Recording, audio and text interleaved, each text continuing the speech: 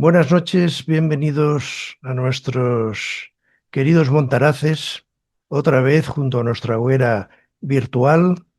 Hoy nos acompaña Guillermo Mas Arellano, un autor que ha escrito una obra tan inclasificable como profundamente provocadora, Los Deicidas, más allá de la realidad y la ficción.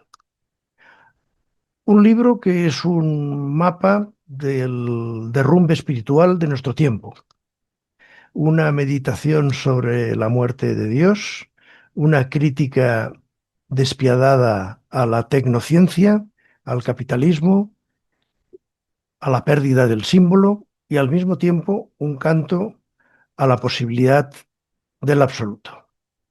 Guillermo, bienvenido. Gracias por acompañarnos. Pues un placer estar con vosotros, Alfonso, Raúl, y desde luego vaya presentación. La verdad que no sobra ninguna palabra de las que has pronunciado. La mejor que han hecho del libro. Te agradezco mucho el tiempo que le has dedicado y bueno, pues esta presentación que poco más puedo añadir yo ya después de estas palabras que has dicho. Muchas gracias. Guillermo, vamos directamente al tema. ¿Cómo empezó todo? ¿Qué te empujó a escribir Los Deicidas? También quería preguntarte, no sé si antes o después, ¿cuál es tu formación, tu trasfondo personal y filosófico? ¿Cómo llegaste a este enfoque simbólico y crítico de la realidad? Pues voy a empezar por la primera parte porque igual se entiende mejor la segunda, ¿no? Que es de dónde vengo yo, cómo entiendo estas cuestiones, ¿no? Yo vengo del ámbito de la literatura comparada, aquí en la Universidad Complutense de Madrid, y a mí me sorprendió mucho, bueno, lo primero cuando llegué a la carrera, a ver que prácticamente a nadie entre el alumnado le interesaba la literatura, a nadie entre el profesorado le interesaba la literatura, sino que los alumnos, bueno, pues estaban ahí para hablar de Harry Potter, las películas, de Juego de Tronos, la serie, y del manga japonés, que ahí sí, por fin atendían a la letra escrita, pero siempre combinado con la imagen. Y los profesores, que en ese momento era el auge, no el auge, pero bueno, ya estaba instalado, ya se había burocratizado el mundo de los podemitas en las universidades, pues los profesores, por decirlo, lo sabía que estaban sencillamente instalados en su pequeño nicho burgués y luego lo sabía que iban a la caza de alumnas, a la persecución de los que no pensábamos como ellos, etcétera, etcétera. Y yo me sentía muy, muy aislado, ¿no? En ese contexto, yo lo que quería era estudiar literatura en serio. Y gracias a Internet, que tiene cosas muy malas, ¿no? Entre otras, yo creo que ha causado buena parte de la descomposición social final en la que ya estamos sumergidos, tiene también cosas buenas y una de ellas fue gracias a canales de YouTube diversos, pues ponerme delante de autores como Julius Evola, René Guénon, Mircea Eliade, etcétera, los que ya fui conociendo mientras estudiaba. Y claro, yo tenía un contraste, y era el contraste de ir a YouTube y poder ver espacios donde, como Sebastián Porrini, Gonzalo Rodríguez, otra serie de Ángel Fareta, interesados en estas cuestiones, personajes que hablaban con total libertad de estos autores y de su tratamiento de lo simbólico, y luego ir a clase como mitocrítica, supuestamente una asignatura sobre el tema de la mitología aplicado a la literatura, y nombrar, no digo ya a Ébola o a Guénon, nombrar a Eliade y que me dijera el profesor que Eliade no se estudiaba en esta asignatura porque Eliade era un nazi peligroso que había estado en la Guardia de Hierro. Entonces, claro, yo me di cuenta muy claramente de que la universidad era territorio vedado, ¿no? Entonces, a partir de ahí me fui enfocando más hacia al ámbito de los medios de comunicación y me di cuenta de que como casi todo en España, también como en la universidad, pues aquello está totalmente sometido al ego de las personas que están allí involucradas. En este caso, pues lo mismo, gente que quiere vivir acomodada y gente que tampoco se toma la literatura en serio, no se leen libros, se reseñan sin leerlos, se habla solo de los amiguetes, se hablan solo de las editoriales favorables, etcétera, etcétera. Pero sí que vi un margen mayor de libertad porque se podía culebrear mejor. ¿Por qué? Porque en la universidad ya todo es burocracia y en los medios de comunicación todo es interés empresarial aplicado a los partidos políticos y sus variaciones. Pero bueno, ahí se puede culebrear con mayor facilidad. Así que desde entonces he estado escribiendo artículos en prensa y bueno, pues primero Raúl González Zorrilla de la Tribuna del País Vasco me llamó cuando yo colaboraba en su periódico y me dio la oportunidad bueno, de escribir un libro. Dijo, quiero publicarte. Hice mi primer libro, que es La traición de los europeos. Y después de terminar este libro, que es un libro, primero tenía 1000 páginas, después lo reduje a 500, porque él me dijo, podemos hacer 2 volúmenes, uno, es que tan largo va a ser complicado. Yo quería hacer una suerte de Gargoris y Avidis, ¿no? De Dragó. Me dijo, es que en un solo tomo va a ser complicado. Y dije, bueno, pues como quiero un libro de único, vamos a dejarlo. Entonces, para mi segundo libro, digamos que tenía de punto de partida los desechos de la tradición de los europeos que no reutilicé, los deseché, pero sí me valieron para punto de partida de ver cosas que me había dejado fuera en este primer libro y darme cuenta que en definitiva lo que había tratado de hacer era coger la época por las solapas. Entonces me planteé al inicio de una primavera empezar a escribir en un cuaderno para ver qué es lo fundamental para mí de la época y me puse un marco histórico, ¿no? Dije, si en mi primer libro he tratado más o menos desde la modernidad hasta el siglo XX, pues mi segundo libro quiero que verse sobre el final de la Segunda Guerra Mundial, 1945, hasta el año en el que estoy escribiendo, ¿no? Entonces me puse más o menos de fecha límite, digamos 2020, todos sabemos lo que pasó en 2020, y el libro aborda un poco esa época. Lo que pasa es que me di cuenta de que necesitaba especular, porque la época va tan rápido que tú terminas de analizarla y al día siguiente ha mutado de una manera muy significativa. Entonces, para que no fuera un libro que se quedara obsoleto, para que dentro de 5 años por lo menos pueda seguir cogiendo por la solapa a la época, tenía que jugar con lo especulativo. Entonces, por un lado, fui a lo esencial, digamos, al trasfondo metapolítico y metafísico y no perderme en la espuma de los detalles. Y por otro lado, me permití introducir bastante literatura, tanto forma más lírica, forma más narrativa, para poder precisamente hacer esa especulación con respecto al futuro, hacia el que vamos y otra serie de cuestiones.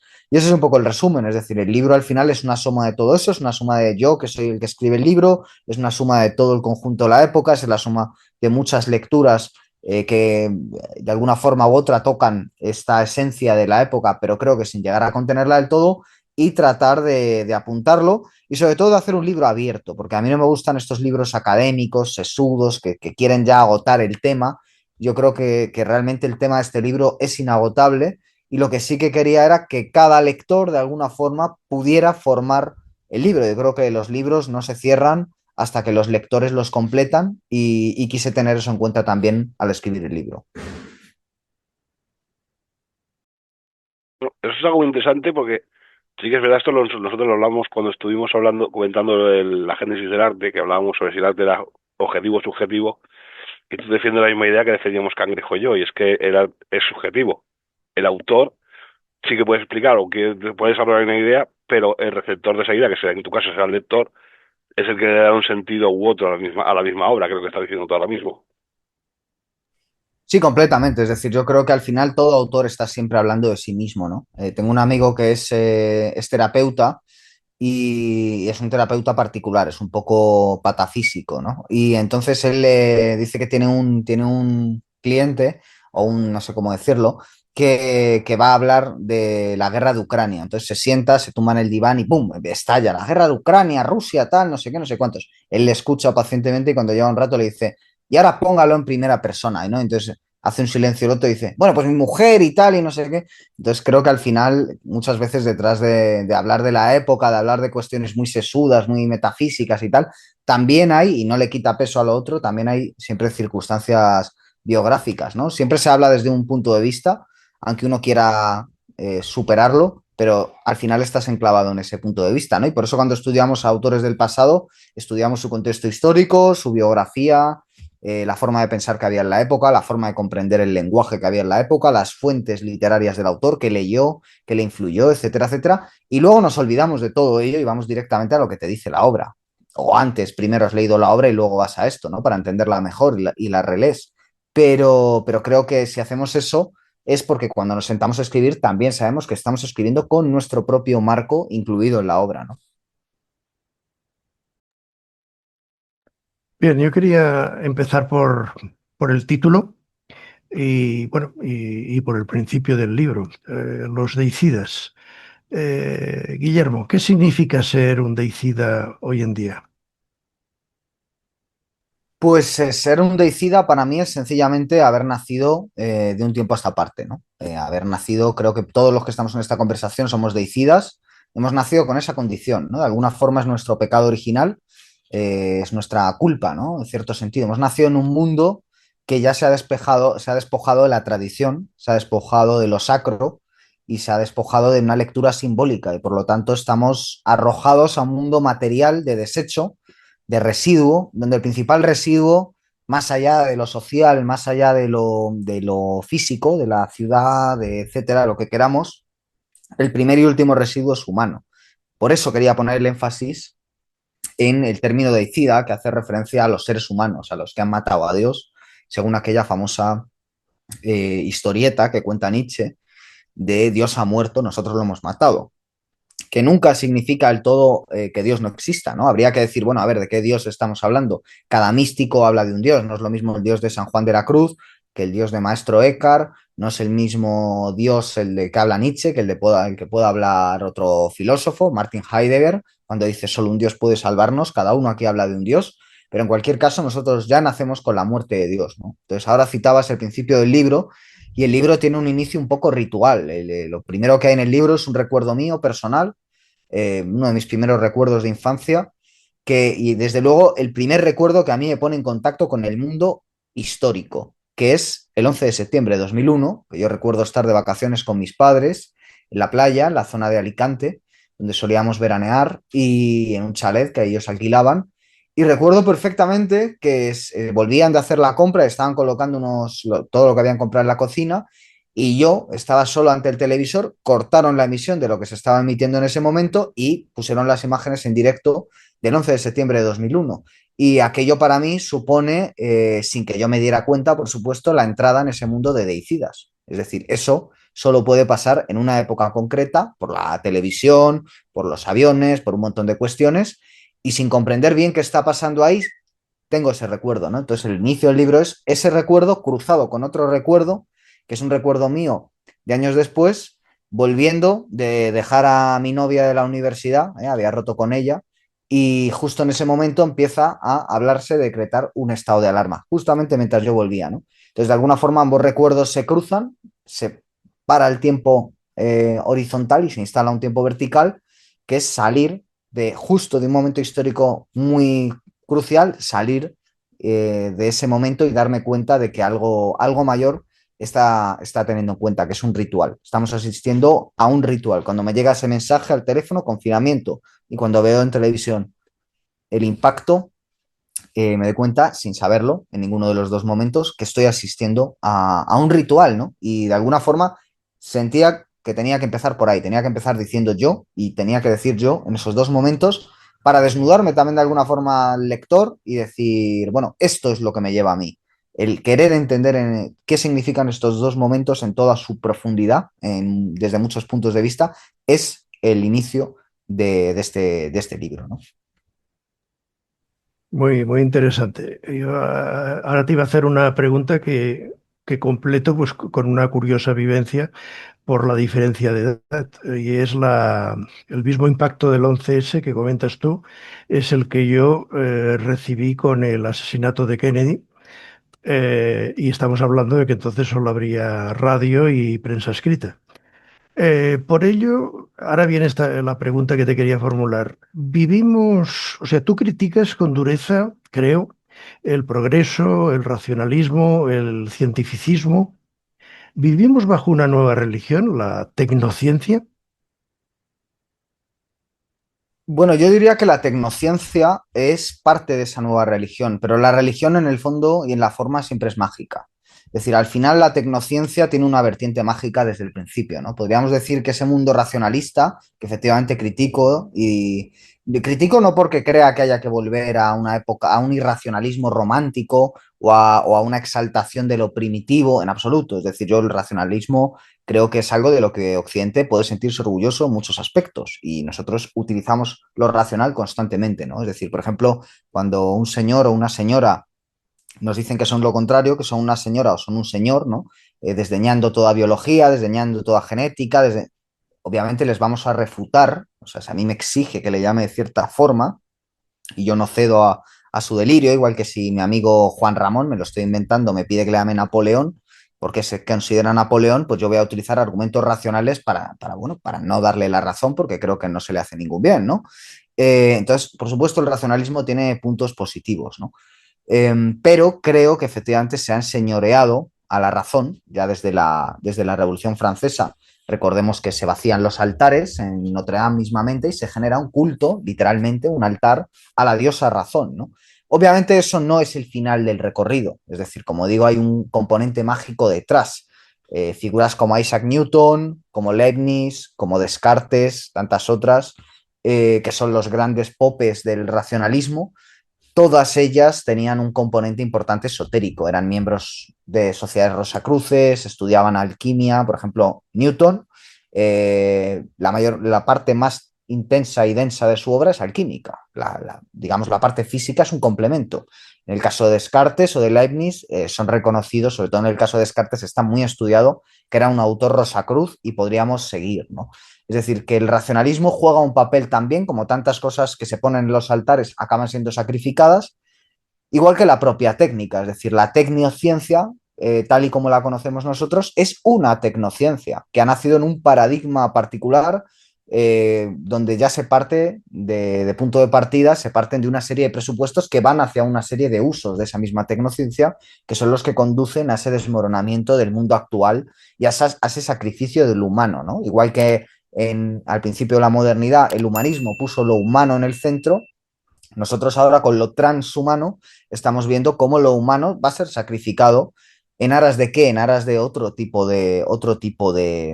bueno, pues de ente que va a ser glorificado, ¿no? Que es ese sujeto artificial, que es también la inteligencia artificial, etcétera, etcétera, que es la alteración genética, los humanos nacidos de vientres artificiales y no de vientres maternos, etcétera, etcétera. Bueno, pues todo ello es porque en el trasfondo, o sea, al final la tecnociencia se está utilizando para unos fines concretos, como se ha usado la ilustración y el racionalismo, como se ha usado el humanismo, como se ha usado el marxismo, que también se desechó en su momento, como se ha usado el liberalismo y se sigue usando, etcétera, etcétera. Porque al final hay unos fines mágicos detrás que, por supuesto, canalizan la tecnociencia. Pero claro, yo quería hacer una crítica muy intensa de la tecnociencia y del paradigma que hay detrás, que es un paradigma eugenista, es un paradigma con una serie de presupuestos muy bien articulados históricamente que yo sigo, ¿no? Como por ejemplo las élites de principios del siglo XX son eugenistas y en la segunda mitad del siglo XX lo reconvierten pues hacia el ecologismo, el desarrollo sostenible y otra serie de cuestiones que siguen siendo eugenismo, ¿no?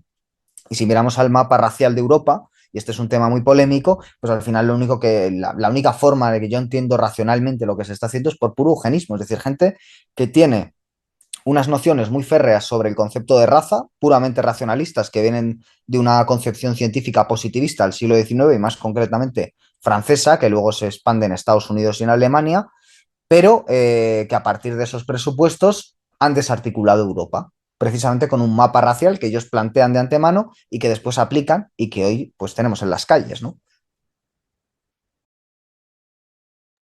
También comentas, y es lógico que el siglo XX es podemos decir que es el siglo de la técnica, pero aunque aún no estamos todavía en los primeros 20 años del siglo XXI, ¿hacia dónde tú crees que puede ir el siglo? ¿Cómo podemos llegar a llamar al siglo?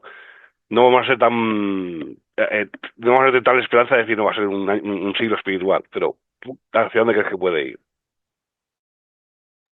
Pues sí, André Malraux, ¿no? Este ministro de Gaulle de Cultura, decía aquello del siglo XXI será espiritual o no será. Bueno, pues si atendemos a los hechos, desde luego el siglo XXI no va a ser mucho más tiempo, ¿no? Bueno, es un siglo puramente apocalíptico ya, ¿no? Porque el siglo XX para mí es el siglo de la desarticulación de todos los parapetos. frente al avance de la modernidad, ¿no? La modernidad para mí no es más que la inversión de lo tradicional, no es más que su negación. Y, por ejemplo, en el plano político, lo primero que desaparece son los imperios. Es decir, la Primera Guerra Mundial lo único que traen es la desaparición del Imperio Austrohúngaro, del Imperio Ruso, que fundamentalmente estos dos son los dos grandes imperios que se oponen al avance de la modernidad. Tienen una concepción sacra, tienen una concepción espiritual, una concepción gibelina incluso en muchos aspectos si tenemos en cuenta la época en la que estamos. Y una vez acabado este conflicto, no existen ya estos imperios, también desaparece el imperio británico, pero bueno, da luz a otra suerte de imperio o antiimperio que son los Estados Unidos de América, tal y como lo hemos conocido hasta la fecha.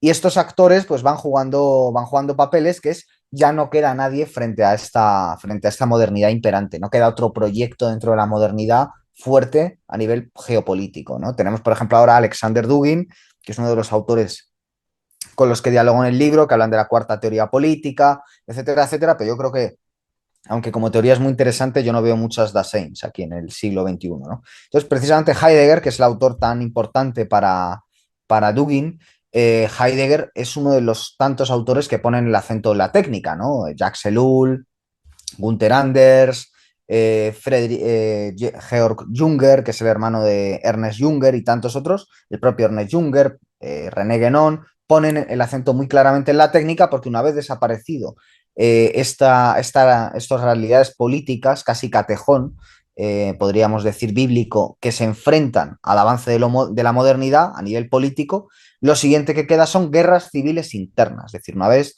en el mapa mundo ya no quedan imperios que puedan oponerse a nivel geopolítico al avance de lo moderno, las guerras dejan de ser contra esos imperios y se convierten en guerras contra las propias poblaciones. De ahí toda esta lógica de la doctrina del shock o de la movilización total o de los gobiernos de excepcionalidad, como los queramos llamar, y cuyo ejemplo más evidente es lo que ocurrió en 2020, pero que tienen una antigüedad bastante anterior.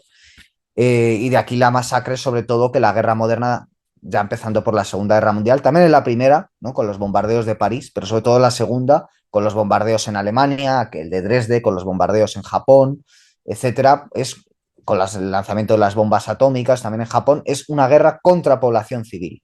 Primero en ese ámbito militar y después ya en el mundo civil, ¿no? ¿Y cómo se hace esta guerra? Se hace desde un punto de vista cultural, con películas, series, música, desde un punto de moda, etcétera, desde un punto de vista espiritual, de nuevo profundizando en ese deicidio, pues expandiendo las religiones New Age, las sectas, las pseudo religiones, bueno, pues los sustitutivos, el democratismo, por ejemplo, es un gran sustitutivo de la religión, el feminismo es un gran sustitutivo de la religión, el socialismo, el marxismo, el anarquismo, tal y como se entienden de un tiempo a esta parte, en ese 68 que solo le importaba hacer el 69 realmente y ningún tipo de revolución más, pues es cómo se va desarticulando, ¿no? Y por supuesto el papel fundamental lo juega la técnica. ¿Por qué? Porque la técnica es el actor principal a la hora de disolver los vínculos humanos. Para mí es una operación puramente mágica, ¿no? La magia lo que hace es estudiar aquello que une todo. Es decir, en este mundo racionalista lo que se busca es al especialista. Cada especialista va a estudiar solo las partes por separado. Usted es especialista en historia, usted es especialista en literatura, usted es especialista en física. No pueden hablar entre ustedes, cada uno estudia lo suyo y nunca vas a tener un mapa completo. La magia es todo lo contrario. La magia, si la entendemos correctamente y no como trucos de salón ni cosas, es una concepción moderna. Vamos a la concepción de un Mircea Eliade, alguno de estos otros autores. La magia, tal y como la concibe Giordano Bruno, por ejemplo, es el estudio de los vínculos. Los vínculos es lo que une a todos los seres humanos, empezando por el vínculo más poderoso, el más espiritual, que es Eros, el amor, ¿no? El amor entendido eróticamente. Ese vínculo y tantos otros empiezan a ser destruidos. De nuevo, con esa propaganda cultural, social, etcétera, con el liberalismo económico, con el individualismo, con el consumismo y yendo un poco más allá con la tecnociencia, es decir, donde lo tengo aquí, con los teléfonos móviles, ¿no? Con los teléfonos móviles, con tantas otras cosas, es como se consigue terminar de fragmentar de forma drástica la sociedad. ¿Cómo? En la apariencia estamos mejor comunicados que nunca. Por ejemplo, aquí cada uno de nosotros cuatro estamos en habitaciones distintas, en casas distintas, probablemente en ciudades distintas, manteniendo una conversación que después van a poder ver numerosas personas, cada uno también en su propia circunstancia. Es decir, en principio estamos más comunicados. Pero la realidad es que los vecinos no se conocen, que las familias no se conocen, que puede haber en una casa 4 personas y cada una estar enchufado a una cuestión distinta, que las relaciones de pareja cada vez son menos seguras, precisamente por los teléfonos móviles, que cada vez estamos más expuestos y tenemos más público recibiendo todo lo que hacemos y decimos, pero por otro lado somos más superficiales, ¿no? Y tantas otras cosas mucho más profundas que ha generado la tecnociencia a nivel cognitivo, a nivel de dependencia de estos aparatitos a la hora de tener memoria, de almacenar el saber y de tantas otras cuestiones que para mí lo que han hecho es cumplir un lapso histórico, como decía antes, que es ese momento de la modernidad en el que se quita a Dios del centro de la vida, Dios entendido como lo sacro, no solo Dios judío-cristiano, sino lo sacro es expulsado del centro de la vida humana y en su lugar que se pone al hombre, y eso es el humanismo, el liberalismo, el marxismo, etcétera, etcétera. Y al final de ese proceso histórico, que es el que estamos viviendo nosotros ahora, yo creo que ya ha acabado y estamos empezando lo siguiente, y ahí respondo a la pregunta, llega lo que está ocurriendo ya y va a ocurrir en el siglo XXI, que es sacrificar al ser humano, igual que antes se sacrificó a Dios, se sacrifica primero al gran referente y una vez se corta ese gran referente, después se puede sacrificar lo humano sin problemas. Y los grandes genocidios del siglo XX lo han demostrado, ¿no? Cuanto más progresistas nos creíamos, peores fechorías se han cometido gracias precisamente a la tecnociencia. Entonces, en el siglo XXI ya lo que se va a ver es cómo lo humano es sacrificado en su conjunto en aras de algo que solo la tecnociencia puede traer. Es decir, la tecnociencia no es el fin. El fin es lo que trae la tecnociencia, que es la posthumanidad. La posthumanidad, que es la alteración de lo que es el ser humano y que es la creación de un nuevo paradigma artificial. Y por eso lo natural está siendo desdeñado, ¿no? Empezando por la agricultura en España, empezando por la ganadería y a cambio pues se van poniendo las placas solares y tantas otras cosas que alteran ya el propio medio natural, ¿no? Pues como el medio natural, todo lo demás es alterado, ¿no? En pos de esta lógica. Mencionas el espíritu diferenciado, que según creo entender es una suerte de anarca espiritual. ¿Es una figura de esperanza o de exilio? Bueno, realmente, claro, esta idea del individuo diferenciado, ¿no? Que es de ébola, si queremos, o de anarca, en el caso de Junger, son dos lecturas muy interesantes, que a mí probablemente sean las dos que me dan a mí la pista en el libro, ¿no? Porque precisamente queriendo poner el ojo en lo que hay después de la Segunda Guerra Mundial, para mí ellos dos, Julius Evola y Ernest Junger, son los dos autores que mejor han leído la situación y se han dado cuenta de cómo, si defendemos lo sacro en la vida, si para nosotros el centro espiritual de cada ser humano es esa sacralidad, pues lo que hay que hacer precisamente es replegarse, dado que no se puede tratar de revertir la situación expansivamente desde un punto de vista político, desde un punto de vista revolucionario incluso, lo único que queda es replegarse hacia el mundo interior, hacia la biblioteca interior, podríamos decir, hacia la casa del ser, hacia aquello que no nos pueden arrebatar, salvo si nos arrebatan la vida, e incluso si nos arrebatan la vida, es bastante dudoso que nos puedan arrebatar esto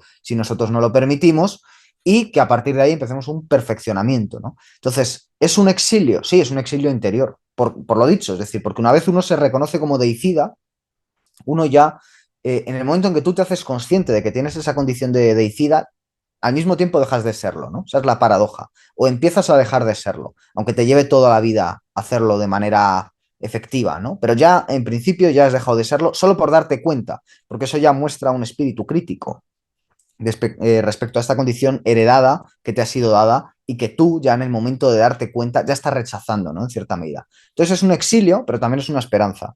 Es la esperanza que hay en el exilio, ¿no? Decir, bueno, todavía en esta vida exiliada, esta vida solitaria, en esta vida dura, en esta vida en el páramo, en esta vida a la intemperie, soy libre. Es decir, cuando no tengo nada que perder más que a mí mismo, es cuando tengo el mayor momento de libertad. Y en ese sentido, para mí se confunden ambas condiciones, ¿no? La del exiliado y la del esperanzado, porque tienes esperanza en lo que puedes hacer por ti mismo y en nada más, ¿no? Bueno, pues sí, pero es interesante lo que has dicho porque sí que es verdad que tanto Junger, hablando de, claro, que él empieza primero con el soldado, luego con el obrero, que al final acaba con el anarca, y luego Ewald con todos sus escritos llegan a la misma conclusión, pero también en base a lo que a lo que tú has comentado antes, sí que es verdad que este siglo ya materialista ya se desacraliza todo, la materia es lo que triunfa y con mucho hay burlas de lo sacro, que es lo que tú has dicho, que si es el feminismo, que si es la democracia, que si es luego cualquier cosa, se convierte en una en algo sacro. Y sí que está bien eso que cuentas tú, que es cuando llegue el transhumanismo ya no es que sea el posthumanismo, es que es la muerte del ser humano, porque como ya solo somos trozos de carne, solo somos materia, nosotros mismos nos extinguiremos, nos destruiremos. Lo que igual ni siquiera crearemos algo nuevo que nos suceda. Igual luego, no, a no ser que haya una IA, en principio no habrá nada que nos suceda. Porque el transhumano yo no creo que al final se llegue a crear. Simplemente se destruirá la carne y ahí se quedará todo. Claro, yo creo que tenemos que entender que nada de esto es casual, ¿no? Entonces, si se cree en Dios o en lo sacro, si se cree en el bien, por naturaleza hay que creer en el mal, ¿no? Se suele decir esto de que lo decía Charles Baudelaire, que la mejor cualidad del demonio es hacernos creer que no existe. Y en este mundo impera realmente lo demoníaco, y yo diría que no, que ya hemos llegado a un punto que el mejor truco del demonio es que es evidente que existe, pero nos ha hecho olvidar que existe lo contrario, ¿no? Es decir, que si existe algo tan negativo desde el punto de vista espiritual, algo tan corrosivo como lo que vemos todos los días en las grandes ciudades, pues por naturaleza tiene que existir lo contrario. Ya podemos entrar, como digo, en discusiones, porque de hecho es mucho más complejo hablar de lo sacro que de lo demoníaco. Lo demoníaco todos estamos de acuerdo que es. ¿Qué es lo demoníaco? Bueno, pues sobre todo cuando se meten con los niños, ¿no? Gente que quiere cambios de sexo en niños. Para mí es evidente que eso es demoníaco. Gente que quiere pinchar niños cuando no hace falta con ciertas sustancias. Para mí eso es demoníaco. Gente que quiere legalizar, como muchos de los grandes figurines del Mayo del 68 y la progresía, quieren legalizar las relaciones sexuales entre adultos y niños. Bueno, para mí eso es evidente que es demoníaco, ¿no? Entonces, una vez reconozco eso, reconozco que yo siempre voy a estar enfrente de eso, haya que dar la vida, lo que sea, enfrente, ¿no? Y al mismo tiempo, entonces uno empieza a plantearse qué defender. Y como digo ahí, yo creo que cada uno sigue un camino, va a ser más difícil ponernos de acuerdo, pero oye, ojalá y todos los males a los que nos enfrentemos sea ponernos de acuerdo en torno a qué es lo sagrado, ¿no? Que además creo que también tiene una dimensión personal importante, sin caer tampoco en un protestantismo, ¿no? Pero tiene una dimensión personal muy relevante. Pero en cualquier caso, creo que no debemos olvidar esto porque estamos en una batalla de dimensiones escatológicas. De ahí que antes dijera que creo que el siglo XXI es un siglo puramente apocalíptico, que es una muy buena noticia, ¿no? Es decir, que las cosas ya estén tan aceleradas es muy buena noticia porque hay mucha gente que se está despertando. A veces nos centramos demasiado en toda la gente que está dormida, y lo digo con la forma más literal posible. Creo que la mayoría de seres humanos que están en esta sociedad están dormidos, dormidos espiritualmente, es decir, dormidos en el letargo, no saben para qué viven, no saben para qué mueren, y probablemente mueran sin saber por qué han vivido, ¿no? Entonces, estar despierto es todo lo contrario, saber que te mueres y tratar de darle un sentido a ese morir diario, ¿no? En el que estamos, y un sentido espiritual, no solo un sentido material de fama, poder, dinero, etcétera, no, sino otro tipo de sentido que es precisamente centrando en aquello que le da valor a la vida, que es la tradición, que es lo sacro. Entonces, bueno, en definitiva, creo que lo que hay que hacer es tomar conciencia de esa dimensión escatológica, de lo avanzadas que están las cosas, y por lo tanto de la tarea que tenemos por delante de desenmascarar a lo demoníaco, que yo creo que es bastante obvio hoy en día para alguien que esté mínimamente, que tenga una mínima de sensibilidad. Creo que es evidente, escuchando la música imperante, escuchando las manifestaciones artísticas imperantes, viendo el tipo de seres humanos y sus ideales y el tipo de vidas. Es decir, por ejemplo, con toda esta cuestión de la salud mental, que está cada vez más presente, ¿no? De los problemas mentales, las medicaciones, etcétera, todos lo padecemos, los insomnios, las ansiedades, los problemas de alimentación, los problemas sentimentales, los problemas familiares, etcétera, que es una verdadera pandemia también, como se dice acertadamente, pero lo que no se dice acertadamente es que se quiere culpar a cada uno de los individuos que sufren estos males del problema. No, es que usted tiene un trauma, no es que usted esto, no es que usted el otro. Bueno, aquí hay un problema de fondo, más allá de las circunstancias particulares de cada cual, y ese problema de fondo es que evidentemente la época está corrupta y que nadie puede vivir sanamente en una sociedad que está corrompida espiritualmente, ¿no? Entonces hay que empezar a restaurar lo espiritual, en mi opinión, y creo que cuando se empiezan a ver las cosas desde este punto de vista, pues uno acaba saliendo reforzado, ¿no? Es decir, que aunque haya un pesimismo en el corto plazo, hay un optimismo escatológico en el largo plazo, sabiendo que al final está escrito en todas las tradiciones cómo será el apocalipsis y quién acabará imponiéndose. Y por lo tanto, uno lo único de lo que tiene que preocuparse, y es ya mucho, es estar lo más cerca posible en lo personal de ese centro espiritual, porque cuando tú estás cerca personalmente de ese centro espiritual, sin alardear de ello, sin convertirte en un gurú, sin hacer un negocio de ello, porque ahí justo te estás alejando, aunque quieras fingir que estás muy cerca, o sea, si te mantienes lo más cerca posible de tus posibilidades en ese centro espiritual, estás ganando la batalla ya, en cierto sentido, ¿no?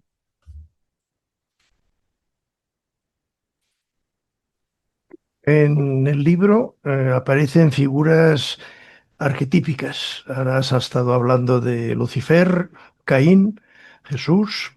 Una que me ha caído muy simpática es el alquimista Von Oyek. No sé bien la pronunciación cuál es. Y también has escrito que solo lo complejo es completo y solo lo fragmentario se acerca a la unidad. ¿Qué papel juegan los mitos en esta tu visión del mundo? ¿Por qué es tan importante, seguramente, hoy recuperar lo simbólico? Bueno, pues de nuevo te agradezco la lectura que has hecho del libro porque nadie me había nunca dicho en todas las entrevistas y demás estas cuestiones que para mí son las más importantes del libro y por eso están puestas en puntos tan clave, ¿no? O sea que te agradezco. Yo también tengo simpatía por este alquimista loco que ni yo mismo sé cómo se pronuncia su nombre, ¿no? Eh, y que además, bueno, pues tuve ahí ciertos delirios, ¿no? Mientras me encontraba con esta figura, febriles. Eh, bueno, pues al final lo mitológico en ciertos sentidos, aquello que le da un sentido a la historia. Es decir, por ejemplo, Junger es un autor muy interesado por la historia, pero a él le gustaba la historia tal y como la concebía Herodoto. Entonces, Herodoto, cuando habla de historia, y por eso hay que leer a los autores clásicos, que siempre tienen esa dimensión simbólica, sean los trágicos, sean las comedias de Aristófanes, sea la filosofía de Platón, todo ello no son más que mitos o comentarios a mitos, ¿no? La filosofía era eso, filosofía viene de hijo de Sofía, de hijo de la sabiduría. Y para ellos la sabiduría estaba contenida en los mitos. Entonces, realmente nos equivocamos al pensar, como piensan los racionalistas, que el inicio de la filosofía, por ejemplo, Gustavo Bueno, ¿no? Y toda esta gente, ya está, hay que empezar leyendo a Platón. Pues no, señor, hay que empezar leyendo a Homero. Y luego ya se lee a Platón. Y Homero es el que hace los mitos. Y Platón es el que comenta esos y otros mitos. Pero Platón no tiene sentido si no se conoce la tragedia, si no se conoce la épica, si no se conoce la comedia y si no se conoce la historia, ¿no? La historia, como digo, que incluye mitos, no la historia moderna de Grecia, que muchas veces caemos en ello, en leer la historia de los griegos antiguos pues como se lee la historia de la Segunda Guerra Mundial. No, señor, la historia de los griegos antiguos es una historia en la que se entremezclan los mitos. Por ejemplo, en la guerra de Troya. Existe una guerra de Troya histórica y existe una guerra de Troya tal y como se nos cuenta por los propios griegos. Es una guerra de Troya donde los dioses toman partido, ¿no? Y los dioses nunca han abandonado la historia. También hablaba de esto Junger, ¿no? De cómo cuando los dioses se retiran, que es un tema que está muy presente en la cosmovisión alemana, en el romanticismo, en autores posteriores como el propio Junger, muy influenciado por el romanticismo, Hölderlin, que influyó mucho a Heidegger, etcétera, etcétera. En estos autores está la idea de que cuando los dioses se retiran, cuando se desdeñan, cuando estamos en esta época de deicidio, lo que vienen son los titanes. Y en mi opinión seguimos en eso, es decir, hoy más que nunca gobiernan los titanes. ¿Qué es el transhumanismo sino el dominio precisamente de lo titánico, de lo fáustico, de lo prometeico, de robar el fuego sagrado a los dioses para dárselo a los hombres? Y ese fuego sagrado lo único que para lo que va a servir no es para que el hombre reine como un dios, como se promete en el Génesis, sino para que el hombre sea sacrificado por aquel que le da el fuego. Es decir, no te van a dar el fuego gratis, ¿no? Que es lo que habría que decirle a todos estos garantes del progreso. No te van a dar la bomba atómica gratis para que tú puedas destruir el mundo entero a tu antojo. Eso tiene un coste, eso te lo da alguien que sabe perfectamente cómo manipularte, ¿no? Entonces, en ese sentido, de ahí que yo entienda que el principio de la historia personal de cada uno de nosotros, son los arquetipos. Es decir, el ser humano tiene una cosmovisión puramente simbólica. Hasta autores contemporáneos del siglo XX como Ernest Cassirer lo estudian de esta manera, o incluso Levi Strauss, o sea, gente totalmente cientificista, entienden que el ser humano es un ser simbólico. En cuanto se reconoce como ser para la muerte, lo siguiente que hace es generar todo un simbolismo de significados y en el plano individual nosotros estamos atravesados por los arquetipos. Lo hablábamos antes con el tema de las circunstancias personales. Uno es su propia psicología, su propia circunstancia epocal, pero también es el imaginario de un país. Por ejemplo, nosotros creo que todos somos españoles y por lo tanto somos el imaginario de España, que es el imaginario del Cainita, es el imaginario también de Viriato, o sea, es una serie de imaginarios que están ahí desde muy antiguo y que se han ido repitiendo en distintos momentos históricos y que todos recibimos. Aquí seguimos a garrotazos, ¿no? Los españoles entre nosotros, en vez de ponernos de acuerdo y sacarnos las castañas del fuego, ¿no? Que es lo más español que hay, como bien dijo Bismarck, ¿no? Y luego, al mismo tiempo, hay un imaginario personal, es decir, cada uno de nosotros, muchas veces nuestra vida está condicionada por la vida de nuestros abuelos, de nuestros tíos, de nuestros primos lejanos que no conocimos prácticamente y que sin embargo nosotros estamos repitiendo patrones porque no somos conscientes de que ellos ya cometieron muchos errores, ¿no? ¿Cuántas personas de pronto descubren que un abuelo suyo, un tatarabuelo, hizo algo tan parecido al error existencial o al momento de crisis existencial en el que está, ¿no? Es decir, estamos ahí condenados a repetir ese imaginario arquetípico y, por supuesto, no solo el de nuestra familia y no solo el de nuestro país, sino también el de toda la historia de la humanidad, ¿no? Y por eso me voy a los grandes mitos simbólicos que son Dios, Lucifer, Adán y tantos otros que son verdaderamente los arquetipos de toda la humanidad y que son unos arquetipos que, como el propio nombre indica, están más allá del tiempo. Es decir, no es una cosa lejana del pasado, no es como la historia, sino que están todavía vivos, ¿no? Como Prometeo, precisamente, encadenado a una roca y todos los días siendo devorado su hígado porque robó el fuego de los dioses. Eso se está repitiendo constantemente y yo tengo la teoría desde que hasta que no se empieza a comprender eso, realmente no deja de estar condicionado y su mente no deja de estar codificada por otros. Cuando empiezas a darte cuenta de que esto sigue funcionando y de que esto es más real que lo que están diciendo en el telediario, hasta que no te das cuenta de esto, sigues siendo un deicida, porque estás dejando de lado esa dimensión sacra que es perfectamente real de tu existencia, ¿no? Aquí te quería comentar que, ¿cuál es tu opinión? O sea, en medio de todo este paisaje oscuro, hablas de pequeñas formas de redención. El arte, lo has comentado, la voluntad, incluso la risa, pero yo te querría mencionar el individuo, sobre todo relacionado con la voluntad, porque yo pienso que es lo fundamental en el espíritu humano, la voluntad. ¿Qué papel juega, según tu parecer, el individuo en todo este contexto? ¿Hay lugar para la libertad, para la trascendencia, o estamos atrapados y, como tú dices, estamos llegando a la parada final? O eso creo entender. Sí, en eso soy pesimista porque realmente creo que sin un ethos común, una comunidad está muerta.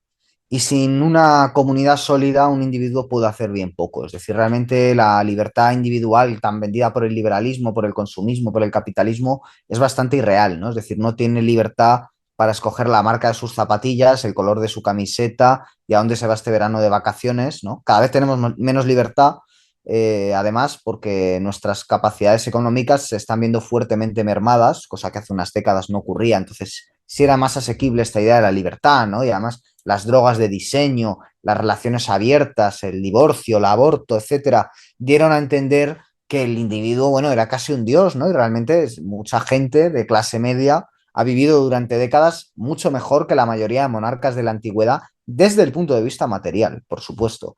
¿Qué pasa? Que ahora se ha ido cerrando esa válvula y cada vez vivimos peor. Ahora las perspectivas de alguien joven no son las de este tipo de vida, son las de comer comida basura, irse de vacaciones a lugares mugrientos, muy limitados, atestados de turistas, unas relaciones de mala calidad porque los seres humanos son cada vez de peor calidad, restricciones por todas partes, no puedes fumar, no puedes beber, no puedes tener ningún tipo de libertad, es decir, calvinismo, vivimos casi en una suerte de puritanismo lamentable y encima la gente lo acepta, ¿no? Y entonces, no, hay que tener una vida sana y hay que ir al gimnasio y hay que no sé qué, es decir, te tienes que convertir en el hámster que va dando vueltas en su ruedita y encima el hámster cree que es libre, ¿no? Hay una frase de Aldous Huxley, que es uno de los grandes diseñadores de este mundo, en Un Mundo Feliz, que dice, la cárcel perfecta sería como una cárcel sin rejas, donde la gente creyera que es libre, ¿no? Pero está en la cárcel. Y realmente ese es el mundo en el que estamos, ¿no? Porque Aldous Huxley no está haciendo ninguna crítica. Un mundo feliz no es una crítica. Un mundo feliz es un programa. O sea, un mundo feliz es programación predictiva. Un mundo feliz es decir, vamos a hacer esto y te lo voy a decir mucho antes, ¿no? Y esto es así por la propia familia de Huxley y por tantas otras cosas que lo demuestran, ¿no? Y se está cumpliendo, se está cumpliendo. Entonces, el individuo, la única libertad que puede tener a día de hoy para mí es precisamente darse cuenta de lo que está en marcha a nivel epocal, sin perderse los detalles, quiero decir, porque una vez tú ya has entendido que esto está funcionando, ¿qué puedes sacar si todos los días estás atento a lo que hace Sánchez, a lo que hace Feijóo, al que venga después, al que estuvo antes? Hombre, pues evidentemente hay que tener un mínimo conocimiento de lo que está pasando, pero desquiciarse con ese tipo de detalles como muchos, ¿no? Creer que El Salvador será Trump o que El Salvador será Putin, en mi opinión, en la mía, sirve de bien poco, ¿no? Yo creo que una vez ya entiendes el mapa general de lo que está pasando, el segundo paso es buscar tu centro espiritual y cómo acercarte a él lo máximo posible. Obviamente hay que trabajar, obviamente hay que socializar, obviamente todos tenemos familiares y amigos, y ya solo con eso, o sea, vamos a estar arrojados a una existencia de conflicto constante, diario, en el plano espiritual. Es decir, todos lo hemos vivido, cenas familiares, en lo que ocurrió en 2020 y los años siguientes. Bueno, pues ahí ha habido conflictos. Eh, Trabajo, más de lo mismo. Hay mucha gente que ha tenido que escoger entre inocularse o trabajar y tantos otros planos, ¿no? Que yo creo que lo que viene a significar es que ya solo con tratar de mantenerse en el centro espiritual con las pruebas a las que nos va sometiendo la época es francamente complicado salir adelante, ¿no? Entonces, yo diría que la libertad, como decía antes, consiste en despojarse, darte cuenta de todo aquello que es superfluo, que a lo mejor no necesitas vivir haciendo viajes, a lo mejor una pareja, si tienes que hacer ciertas renuncias es un problema, que a lo mejor, obviamente, la familia no te vas a deshacer, pero a lo mejor ciertas cuestiones, pues a lo mejor no puedo ir a esta boda porque me exigen que vaya inoculado y yo no quiero inocularme, pues igual puedo seguir teniendo contacto con mi familia, pero igual no puedo ir a esta boda. Y todo eso es doloroso, pero creo que también se va llegando a una síntesis, ¿no? A un despojo, casi a un ascetismo. Es una época que invita al ascetismo.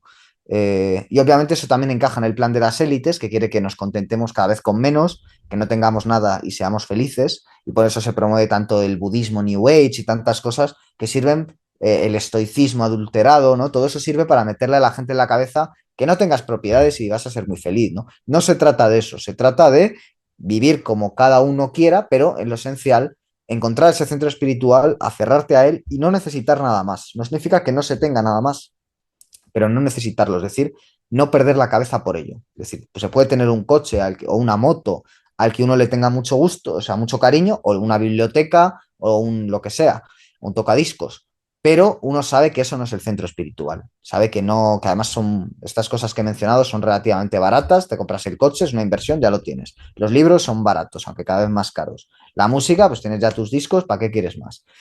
Entonces, ya una vez tienes eso, saber el lugar que ocupa en tu vida, que es lo que te hace feliz. Bien, pero realmente eso tampoco es el centro espiritual. El centro espiritual es lo que, la puerta que abre eso, es decir, la puerta por la que uno entra cuando escucha la música. La música es la puerta, el libro es la puerta. Mi viaje en mi moto, así, momento Easy Rider, eso es la puerta. Pero lo importante es cruzarla y lo que hay al otro lado. Eso es el centro espiritual y eso es lo que le da sentido a la vida. Y realmente uno no puede estar todo el día al otro lado de la puerta, de ese umbral, del puente, pero cuando lo has cruzado, cuando has cruzado el puente y vuelves, porque como digo, no te puedes quedar ahí, es muy difícil, vuelves a tu vida normal y corriente, te llevas ese aprendizaje tuyo y de lo que verdaderamente es la vida en el corazón y te das cuenta de por qué estás vivo, cuál es el sentido de tu vida y quién eres tú en esta existencia. Y para mí eso es exactamente la definición de la libertad, ¿no? Más allá de todo lo que nos venden ahora. Entonces podríamos sugerir que una solución es una opción minimalista. No me hace falta a mí tener 10 pantalones, ni 10 camisetas, ni X. Esto es un ejemplo tonto, ¿eh? O sea, una opción minimalista sin entrar en el concepto económico, simplemente por una concepción minimalista de este entorno que nos envuelve. Por tanto, un tema importante, volviendo para atrás a mi pregunta, es que aquí esto solo se puede llegar si hay un triunfo de la voluntad. Sí, totalmente. Con el tema del minimalismo, mira, por ejemplo, yo tengo aquí mi libro, Los Deicidas, ¿no? Me hace ilusión tenerlo, sí, me hace ilusión verlo en papel, sí, me hace ilusión que alguien como tú te haya interesado, lo hayas leído, hagas los comentarios que haces, por supuesto que sí. Pero al final uno cuando escribe un libro, por lo menos un libro de estas características y de otros que he escrito, lo relevante del libro es la escritura interior. Es decir, lo que a ti se te ha quedado realmente es escrito en el interior mientras investigabas, depurabas y escribías, ¿no? El momento final de la escritura y de después corregir esa escritura y dársela al editor es más importante lo que va a hacer que lo que va a hacer el editor lo va a maquetar, te lo va a devolver, lo vas a volver a corregir, se lo vas a reenviar y él lo va a mandar a imprenta. Y después te van a llegar los ejemplares y luego ya otros los van a poder adquirir. Fantástico. Pero pasado ese tiempo, pasado el subidón, lo presentas, ves amigos con ello, hablas con gente, conoces a gente a la que no conocías y lo ha leído, todo eso es verdaderamente maravilloso, de las mejores cosas que me han pasado ha sido este tipo de experiencias, porque es lo que a mí me llena, perfecto. Pero ya ha pasado un tiempo, este libro tiene un año, llega un punto en que te das cuenta que lo importante es el propio proceso de escritura y lo que tuvo esa escritura de efecto en ti, en el interior. Y así todo, es decir, por ejemplo, yo llevo ya 4 años de canal de YouTube, pero yo sé perfectamente que mañana me puedo despertar y el canal puede estar borrado. Y una notificación de YouTube, oiga, le hemos cerrado el canal porque no cumple las políticas. Y yo puedo tratar de protestar y decir, pero ¿qué políticas no cumplo? Y entonces ellos me dirán, lo hemos enviado a una reevaluación y hemos decidido que no cumple las políticas, lo sentimos. Y fuera el canal. Y lo mismo con X, yo puedo entrar en X y puedo conocer gente y puedo ver cosas que me interesan y retuitear y tal y conocer autores y no sé qué y no sé cuántos. Pero sé perfectamente que eso, pues mañana se puede desaparecer y tantas otras cosas en esta vida que se pueden desaparecer porque todo lo que está en este mundo es fugitivo, ¿no? Todo lo que está en este mundo es temporal porque estamos todos sometidos a esa temporalidad horizontal porque somos seres para la muerte. La importante es la vertical, ¿no? Y precisamente ahí es donde entra la voluntad. O sea, la voluntad de alguna forma es darte cuenta de eso y dejar de ser un testigo de tu propia vida. O sea, para mí eso es la voluntad bien entendida, ¿no? Porque está el despotismo de la voluntad, que es, bueno, pues voy a decir que yo quiero ser mujer, voy a decir que yo quiero ser un niño de 3 años, voy a decir que yo quiero ser, claro, eso es puro voluntarismo estúpido. Es decir, mi voluntad es un dios y lo que diga, pues hay que aceptarlo. Y si yo digo ahora que soy Napoleón, pues ahora Raúl, Alfonso, me llamáis Napoleón, tan tranquilos. Pues no, señor, o sea, eso es, obviamente es una voluntad desproporcionada. Pero cuando la voluntad está en proporción, cuando la voluntad está alineada con el bien, la verdad y la belleza, es decir, cuando está puesta algo al principio de algo superior, está puesta al servicio de algo superior, eh, superior a qué? Al ego. Es decir, al final el voluntarismo, como tantas cosas, comete el error de caer en la egolatría, en el narcisismo, en cosas que son extremadamente modernas y verdaderamente perniciosas, ¿no? Y a veces ocurre que uno va al mercado de lo espiritual, ¿no? Que ya solo que lo llamemos mercado es significativo, o incluso al ámbito de la tradición, y hay supuestos autores y gurús que se dicen tradicionales y que tienen un ego como la Catedral de Toledo, ¿no? Tremendo. Y entonces, claro, realmente eso es puro voluntarismo, ¿no? Y lo que hay que hacer es todo lo contrario, depurar el ego, y eso para mí se hace relativizando, ¿no? Y relativizas utilizando las armas del enemigo, que es el tiempo, el horizontal, para precisamente refutarlo con la vertical y te das cuenta de lo que es verdaderamente importante, ¿no? Entonces la voluntad puesta al servicio de algo superior, la voluntad que sirve al autoconocimiento de verdad y no a alimentar el ego, eso es imparable. Es decir, eso se puede hacer mucho daño con eso. ¿Y cómo se puede hacer daño? Alimentando aquello que es eterno.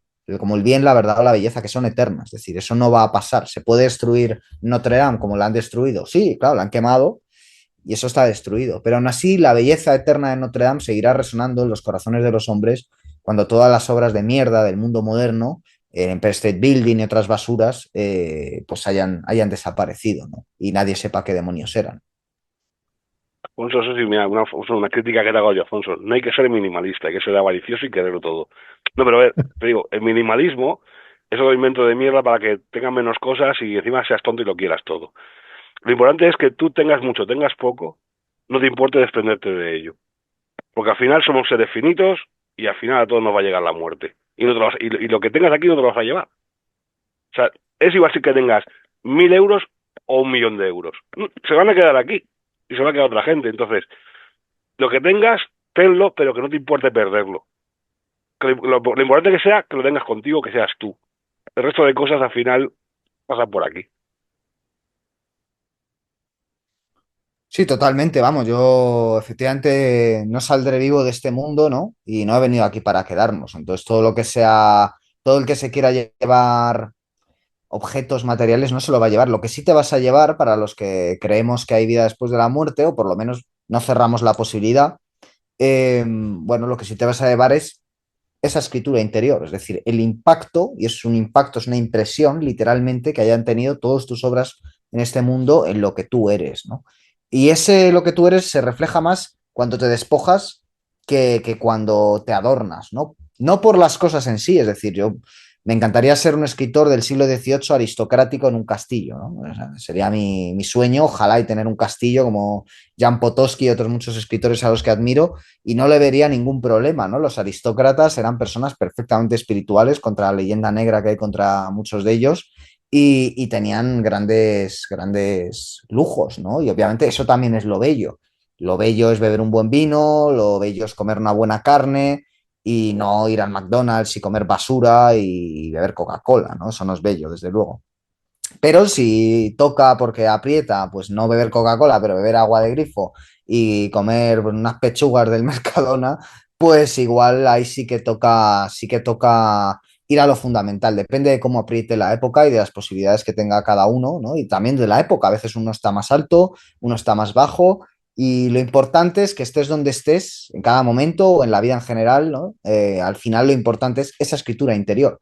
Y realmente tampoco debemos juzgar el trayecto de los demás, ¿no? Es decir, al final, con quien hay que ser duro y al que hay que exigir que viva para el centro espiritual es a uno mismo. Los demás, cada uno tiene su guerra, y si creemos en Dios, cada uno tiene su diálogo con Dios. Para eso está la oración, para eso está la acción de la providencia, para eso está el día a día, para eso está el significado de la vida en las crisis que se revelan, sobre todo las crisis existenciales.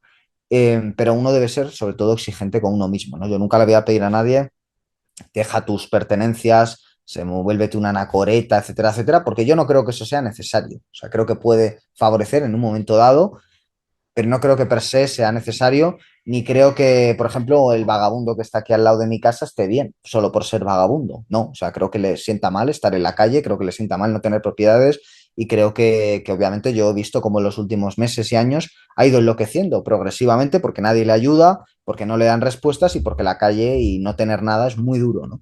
Entonces, per se, eso no te da santidad. Eso solo te da santidad cuando tú ya has hecho un camino espiritual previo y llegas a esa circunstancia como consecuencia de ese camino espiritual previo, ¿no?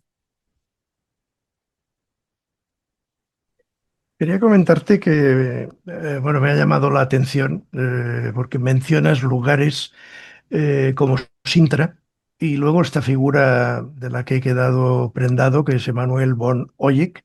Es que los alquimistas, no sé, me hacen siempre, me hacen aparecer una sonrisa y me he acordado, como muy bien has mencionado, el tema de Newton, que está oculto y sepultado porque la mayoría de su obra, curiosamente, no era la parte física, sino era la parte alquímica y teológica. No olvidemos que él era arriano.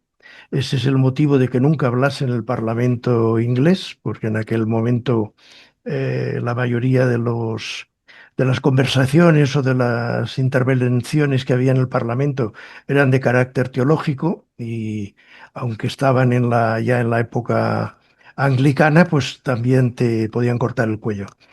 Pero hablando, por ejemplo, pues de Sintra, de esta figura tan entrañable de von Hayek, ¿qué relación hay entre la geografía, la historia secreta y la creación literaria en tu obra?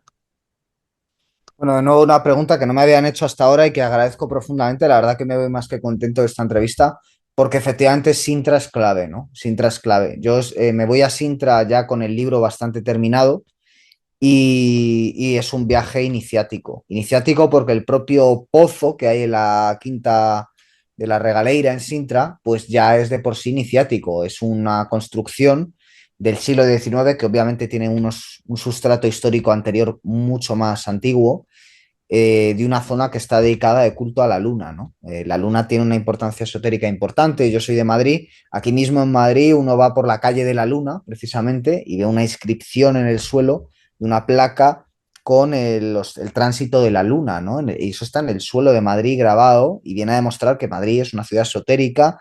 Todos los grandes lugares tienen un componente esotérico importante, ¿no? La geografía es el primer pilar de cualquier construcción, sea del signo que sea, ¿no? Y recordemos que los grandes esoteristas son fundamentalmente grandes arquitectos que comprenden que el cosmos es un gigantesco templo y que cuando uno se toma conciencia de ello y se pone a construir un templo dentro de ese templo que es el cosmos, cuando uno se pone a construir, que es el acto espiritual por naturaleza del ser humano, tomar conciencia de que se está construyendo algo que al final va a ser devorado por el tiempo, por Saturno, bueno, pues lo primero que hay que buscar es un espacio donde se deba construir. Y yo para mí este libro, Los Deicidas, es un templo en cierto sentido, por eso el primer paso del libro es ir a cuando se rasga el velo, cuando caen las torres, es un momento histórico, pero también es el inicio de la obra, ¿no? Y después hay que viajar a Sintra, ¿no? Hay que viajar a este espacio, una vez ya ocurrido ese hecho que es, digamos, temporal, hay que viajar a una circunstancia espacial, ¿no? España, por ejemplo, es uno de los países del mundo con más relevancia, en mi opinión, como todos los grandes países con tradición esotérica, y España la tiene, están Gargoris y Avidis y otras grandes obras que hablan de ello. España es un país que tiene construcciones que obviamente no son para nada azarosas, ¿no? Yo creo que el ejemplo no más antiguo, pero sí más evidente es el Escorial. Es decir, cuando Felipe II construye el Escorial, busca un emplazamiento bueno, con resonancia telúrica. Sintra, que está en Portugal, también tiene esa resonancia telúrica, ¿no?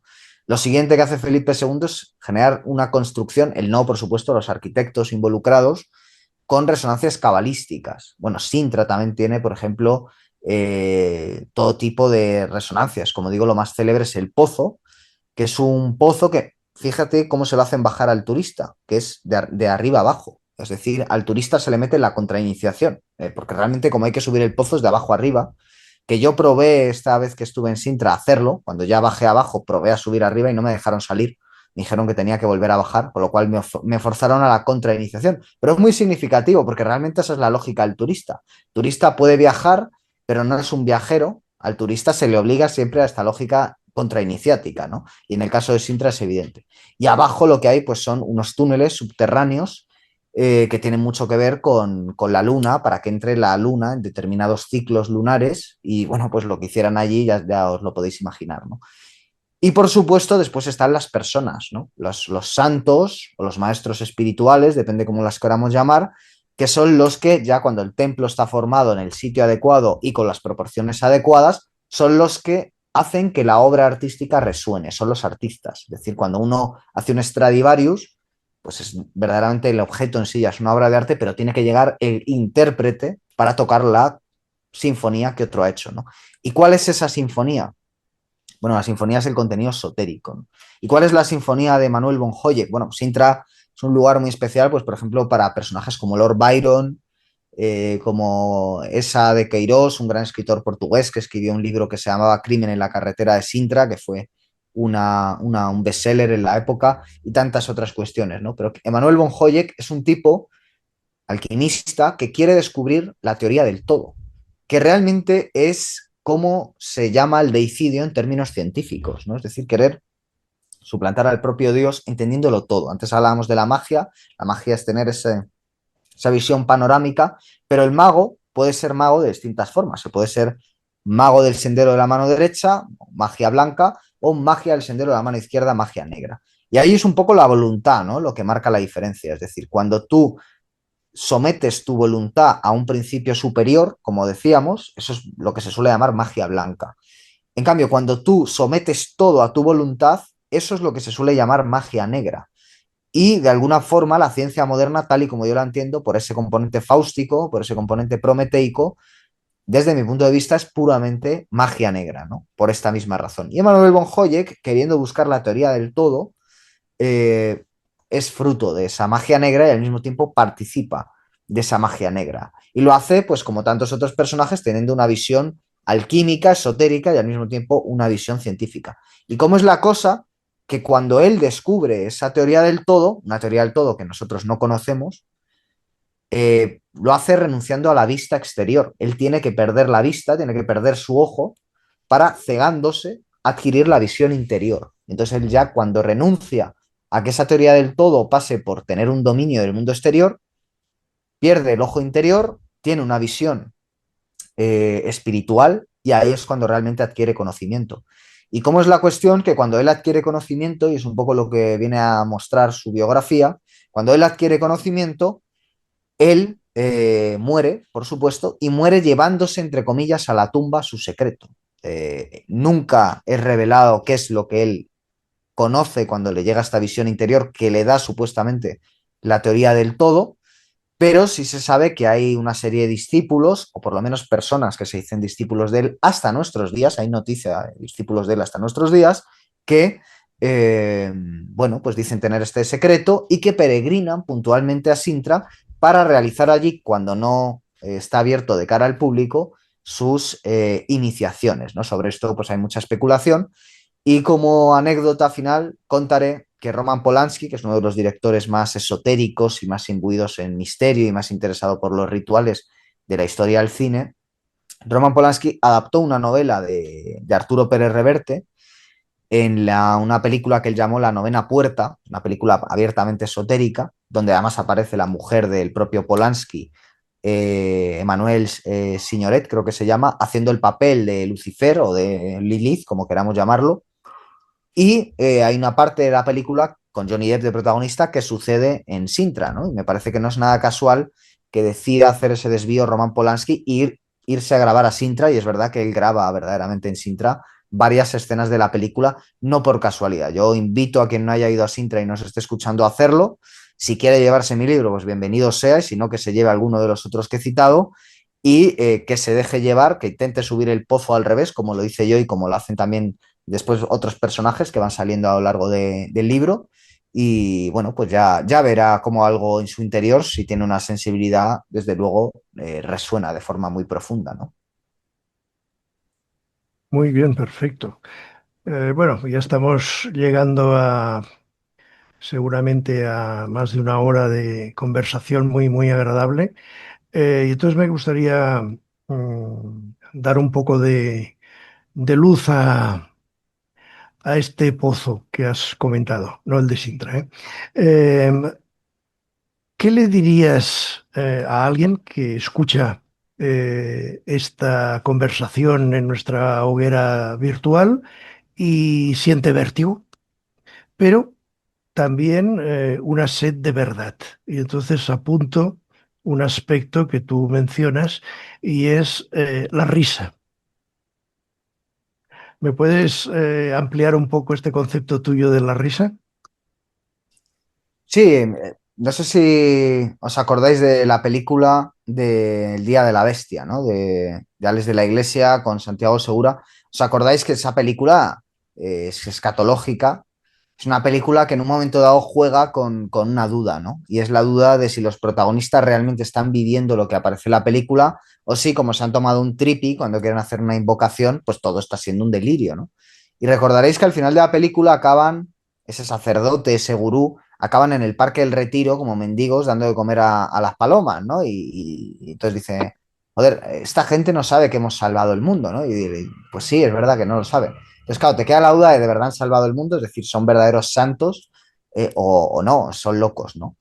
Que es una barrera estrecha. En cualquiera de los dos casos, la película va de evitar que nazca el demonio, y hay personas de muy distintas procedencias en esta aventura, un sacerdote, un gurú de lo esotérico y un satanista aficionado al heavy metal, ¿no? Que es Santiago Segura.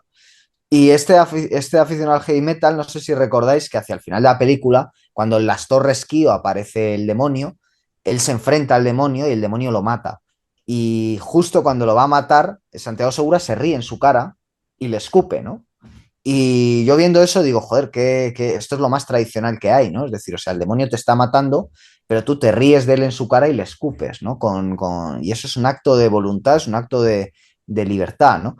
Y es que evidentemente el poderoso siempre ha temido, el poderoso en este mundo, claro, siempre ha temido la risa, ¿no?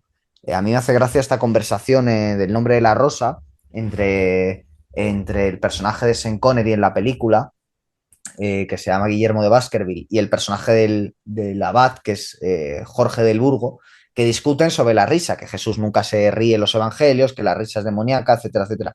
No, señor, la risa no es demoníaca, ¿no? Santa Teresa de Jesús hace bromas con Dios en su obra y la risa lo que es un elemento para restar poder a los poderosos. Es decir, tú en el momento en el que te ríes de alguien o de algo, empezando por ti mismo, la autoironía, tan cervantina, por otro lado, tan española, como el Lazarillo de Tormes, ¿no? Que es un libro muy cómico y muy trágico, pues igual que el Quijote, que es cómico si lo lees desde el principio y es trágico si lo lees desde el final, pues en cualquier caso la risa lo que hace es relativizar. Entonces, si alguien se cree muy poderoso, pero tú te ríes de su poder, como Diógenes cuando Alejandro Magno le dice, pídeme lo que quieras, ¿no? Y entonces Diógenes dice, quítate que me estás tapando el sol, ¿no? O sea, le hace una broma y lo que demuestra es que Alejandro Magno es muy poderoso, pero no es tan poderoso como para hacer que Diógenes se postre, ¿no? Y eso es un acto de soberanía individual, ¿no? Entonces, en ese sentido, creo que a veces relativizar, como dice un amigo mío, reír sagrado, pues es la clave de bóveda para no volverte loco, para no darles tu libertad, porque de alguna forma las fuerzas que operan en esta época quieren tu tiempo, sea porque crees en la versión oficial de los hechos, o sea porque te cabreas tanto que te mueves reactivamente y acabas reaccionando contra esa verdad imperante tanto que le dedicas también tu vida. Es decir, el tragacionista en todas sus vertientes, el ejemplo más claro, que se pone 3 mascarillas y se pincha todas las dosis y va diciendo a otras, pues póngase la mascarilla, pues todo ese tipo de personaje, ¿no? Y tal. Este tipo de personaje obviamente está siendo manipulado por el sistema, ¿no? Aunque él crea que es un gran ciudadano. Pero es que el contrario, el que está ahí todo el día, enfadado, que tal, es que no sé qué, pues también les estás dando tanta importancia y tanta energía como el otro. Realmente lo que hay que hacer es, ni, desde luego, no ser tan idiota, hacer todo lo que te digan sin pasarlo antes por tu lógica. Y una vez ya has tomado una decisión, y creo que esto es muy importante, saber dónde estás, saber cuál es tu posición respecto a lo que está pasando y saber reírte, ¿no? Entonces, en vez de encabronarse tanto, reírte. Parece una tontería, parece a lo mejor autoayuda, pero yo creo que es verdadera sabiduría, ¿no? Y a mí me pasa, es decir, yo tengo ahora 26 años, cuando yo tenía 20 todo me encabronaba, es decir, yo veía a las feministas diciendo sus proclamas en clase y me ponía hecho un basilisco y discutía con ellas allí, ¿no? Entonces te señalaban y tal, ahí está el fascista, tal, no sé qué. Ahora ya directamente pues me sale reírme, ¿no? Y cuando dicen ciertas chorradas, pues suelto algún tipo de pregunta irónica, tal, un comentario. Generalmente me callo y me río yo para mis adentros y creo que es una actitud más sana. Al final no pierdes tanto tiempo, no pierdes tanta energía, tampoco ganabas nada de la otra manera y creo que es como los desarmas realmente, ¿no? Mostrando lo ridículos que son ciertos postulados, ¿no? O sí, no tanto quizás la alegría, la risa, sino también la alegría, que a veces se nos ha olvidado eso. Que este mundo ya es un mar de lágrimas, como decía Schopenhauer, pues coño, al menos sonríe un poquito y vive un poco alegremente. No vas a estar todo el día fustigándote y flagelándote, y menos con cosas así. Sí, totalmente. De hecho, yo no sé si lo veis igual, pero yo con X, que lo hemos citado antes, yo tengo X, sobre todo principalmente por el canal, pero es verdad que al final lo utilizo para otras cosas y está bien si lo sabes usar, pero en X está todo el día todo el mundo encabronado, ¿no? O sea, en X la gente con lo que pasa, Sánchez ha dicho esto, qué vergüenza que diga esto y tal. No puedes estar todo el día indignándote porque es un verdadero desgaste, ¿no? Es una actitud que antes tenía el progre, lo de indignados y todo eso era el 15M. Y ahora está ya, el conjunto de la sociedad está todo el día indignada, ¿no? Por la última que pasa, que antes de ayer era una y era otra. O sea, antes de ayer todo el mundo estaba indignado porque Antonio Maestre le tiró el micrófono a Vito Quiles. Ahora están indignados por no sé qué otra historia, porque Melody, Broncano y no sé qué. Mañana estarán indignados por no sé qué otra cosa. Y todo eso realmente es darle tu tiempo a estupideces que el sistema pone ahí para controlarte y te controla tanto si eres de los que creen A como si eres de los que creen B, ¿no? Entonces, realmente, ¿qué es lo que queda? Reírte de unos y otros por igual, salvajemente. O sea, a mí me hace más gracia Feijóo que Sánchez, me hace más gracia Almeida que Pablo Iglesias, me hace más gracia, o sea, cierto tipo de personajes me hacen más gracia. No significa que esté más de acuerdo con los otros, ojo, significa solamente que no voy a ser tan estúpido como para cuando me encabrone Sánchez con la última que ha hecho, decir, la salvación está en Feijóo o en Abascal o en no sé qué. O sea, no. Si me pusiera a mirar, encontraría momentos verdaderamente ridículos en la trayectoria de todos, porque solo la figura del político, yo creo que a quien es un poco escéptico y tiene una actitud de lo que Julius Evola llamaba politeia, pues le provoca risa, o sea, son figuras cómicas, son payasos, todos ellos su oficio político es payaso. Entonces a mí los payasos solo me pueden provocar risa, con la diferencia de que son payasos sin talento, porque hay payasos que son verdaderos artistas y estos no, estos son bufones de corte que además están al servicio de sus amos, a los que no conocemos, porque para eso están ellos, ¿no? Para distraernos con sus tonterías. Yo lo único que quería decir es que los odio a todos por igual. A mí el odio me mantiene feliz y contento. Nah, es broma. Yo no tengo Twitter, pero alguna vez que con algún colega lo he mirado, es que es solo para enrabiados soltando barbaridades, tío, de un lado y otro. A mí me da mucha pereza. Yo cuando con una persona pues no tengo un criterio que es parecido, pues quedo con él para pegarme, no lo insulto por internet.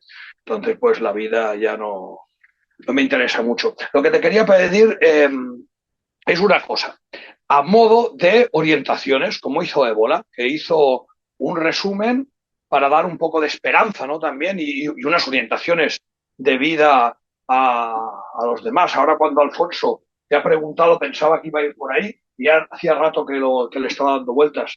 Danos unas pinceladas de esperanza, danos unas orientaciones para toda esa juventud descabezada para que, bueno, pues para que puedan tener, iba a decirlo, ya no una vida mejor, pero sí al menos una existencia que no termine en la mera nada. Sí, es verdad que se me había olvidado la pregunta de Alfonso, que era muy buena. Además recuerdo que había dicho, ¿qué le dirías a alguien que siente vértigo, ¿no? Me parece además muy buena forma de decirlo porque es una sensación casi física, ¿no? De vértigo. Lo que pasa es que cuando tienes vértigo, pues te separas, te agarras a algo, estás tranquilo y se te pasa, ¿no? Pero esto como es un vértigo existencial, eso que los franceses llamaron en los años 50 la náusea, o el tedio, o el aburrimiento, o el sinsentido, lo llamemos como lo llamemos, es la enfermedad que corroe todo, ¿no? Y es la enfermedad de la que parten muchas enfermedades mentales, de estas, de este sobrediagnóstico que hay ahora de depresiones, ansiedad, etcétera, o simplemente el malestar, ¿no? Eso de lo que hablaba ya Freud y tantos otros, el malestar de la cultura. En fin, el fantasma, ¿no? Que recorre la época, que es un fantasma íntimo y del que cuesta hablar. O sea, uno de los rasgos de la depresión es que cuesta hablar de la depresión con otros. Ahora se quieren crear foros y espacios de seguridad para que la gente pueda hablar de su depresión, pero siempre va a haber ahí figuras de autoridad para reconducir, ¿no? Si en algún momento dos personas deprimidas empiezan a decir, joder, ¿tú por qué estás deprimida? Es por tu trabajo de mierda, ¿verdad? Sí. Es por tus relaciones personales de mierda, ¿verdad? Sí. Es por tu cura de mierda que te dice tonterías en la parroquia los domingos. Sí. Claro, entonces ahí está el especialista. No, chicos, chicos, vamos a hablar de cómo lleváis con tu papá y con tu mamá y con no sé qué, y ya enseguida vamos a reconducir y el pensamiento positivo y no sé cuántos, ¿no? Para que no se arregle nada. Entonces, obviamente ahí no está la salida, o sea, es como tantas cosas que hace el sistema, es justo cuando parece que vas a llegar a un sitio seguro, ¿vale? Vas a salir de tu estado de malestar y vas a entrar a un sitio mejor, entonces ahí te colocan la gran trampa, ¿no? Cuando de pronto te colocan al psicólogo de turno, te colocan al terapeuta de turno, al coach, al libro de autoayuda, que lo que va a hacer es todo lo contrario. Si eres un poco sensible e inteligente, deprimirte más. Leer un libro de autoayuda cuando eres una persona inteligente solo te va a deprimir más. Hablar con un tipo de estos que parece que acaba de meterse una raya de algo y tal, y que está como súper feliz siempre y no sé cuántos teniendo una vida despreciable, pues te va a deprimir aún más. Entonces, ¿qué es lo que te puede sacar de esa depresión? Por lo sencillo, ¿no? Es decir, otro de los fallos de von Hayek, de los alquimistas, de tal, es que son gnósticos y creen que todo es muy complicado, creen que hay que tener un conocimiento y entrar en sociedades secretas y conocer y tal y no sé qué, y entonces ya por fin conocerás la sabiduría y te salvarás. Yo creo que las cosas son muy sencillas, creo que están hechas para que mi abuelo, que era analfabeto, las entendiera y creo que las entendió mejor que yo.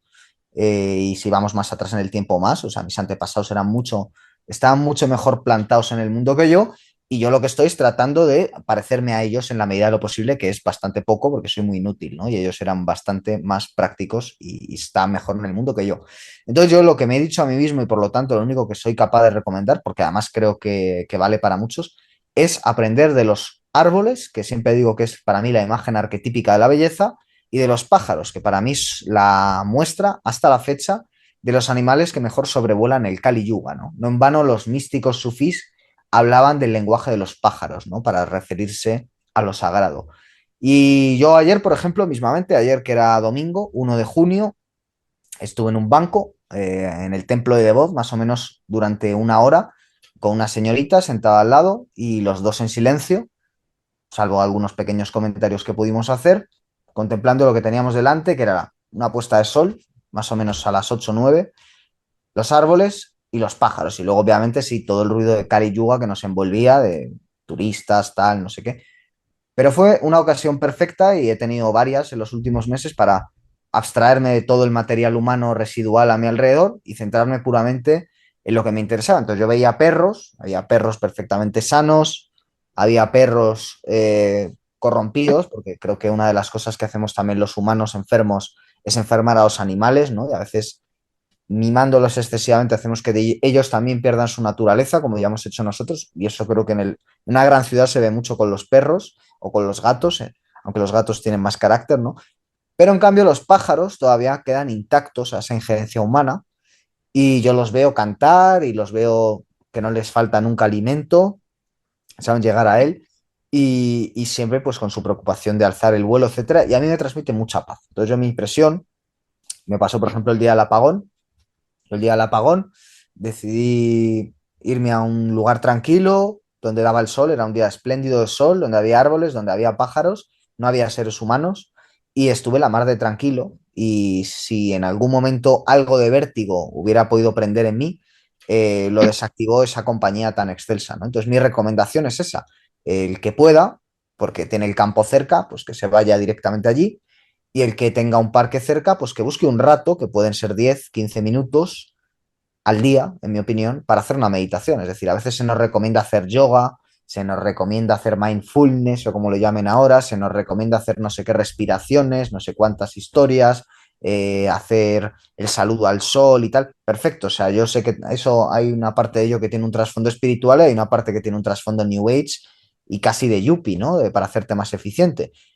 Pues a mí mis ejercicios espirituales empiezan y acaban en una toma de conciencia de salir del propio ego, centrarme en las cosas que son pasajeras y ver árboles que están ahí desde antes de que yo naciera y que proseguirán ahí después de mi muerte y ver pájaros que siguen comportándose exactamente igual a 5.000 años antes, pues a mí me transmite mucha paz, ¿no? Porque lo que hacen es trascender mi propia circunstancia material y casi me resulta más gratificante que escuchar música clásica, que leer grandes clásicos de la literatura, que tal, porque aunque eso también me pueda resultar gratificante, creo que se aprende mucho.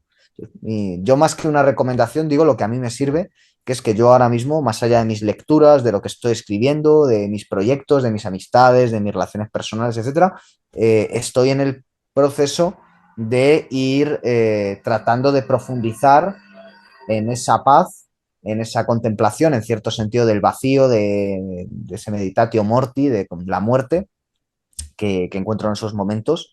Y creo que a cualquier persona le puede resultar sano y que además no cuesta dinero y da igual donde viva uno, que va a ser relativamente fácil. A lo mejor uno no vive en un entorno con muchos árboles, pues puede buscar una playa, puede buscar otro tipo de equivalente cercano a su zona donde poder vivir esa sensación. Y ya digo, son 5 10 15 minutos, no me falta más para esa pequeña meditación, ¿no? Al final es meditar, no ya digo en el sentido New Age, sino una meditación adaptada a cada uno su propio centro espiritual, ¿no?